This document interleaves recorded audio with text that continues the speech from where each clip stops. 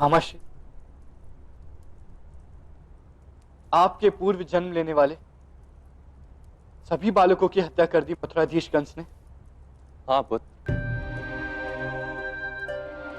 पाप और पुण्य दोनों का ही रूप माला की भांति होता है। जिस प्रकार एक मोती दूसरे मोती को खींचता है और दूसरा मोती तीसरे मोती को, ठीक वैसे ही एक पुण्य दूसरा पुण्य करवाता है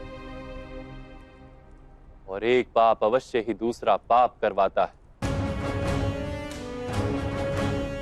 पाप मनुष्य के अहंकार को सुख देता है। मनुष्य स्वयं को दूसरा पाप करने से तभी रोक सकता है जब वो उस पाप का भीषण फल देखे, किंतु अहंकार में अंध मनुष्य उस फल को देख नहीं पाता। अधर्म और अपराध की परंपरा निर्मित करता रहता है।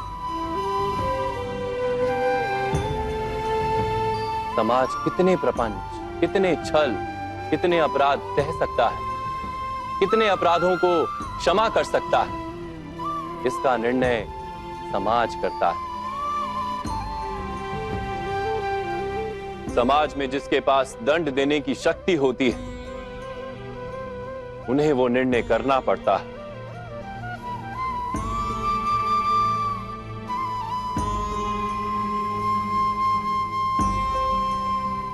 किंतु मामाश्री, माता देवकी और पितामह वासुदेव इतने इतने बलिदान किस प्रकार दे पाए?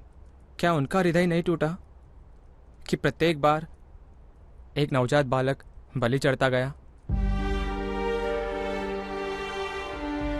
पुत्र प्रतिविंद, प्रथम बालक के मृत्यु के पश्चात माता देवकी और पिता श्री वसुदेव के मुख पर कभी हास्य नहीं आया।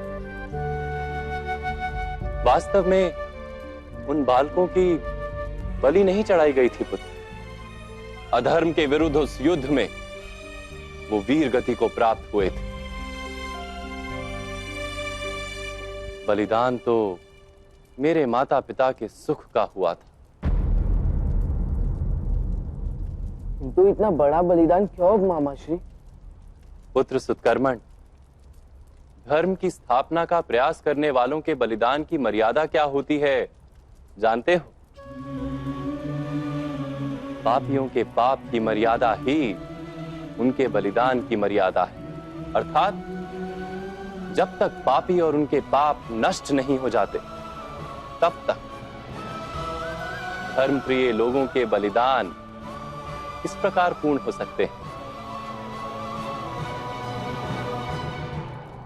उचित कह रहा हूं ना सखी?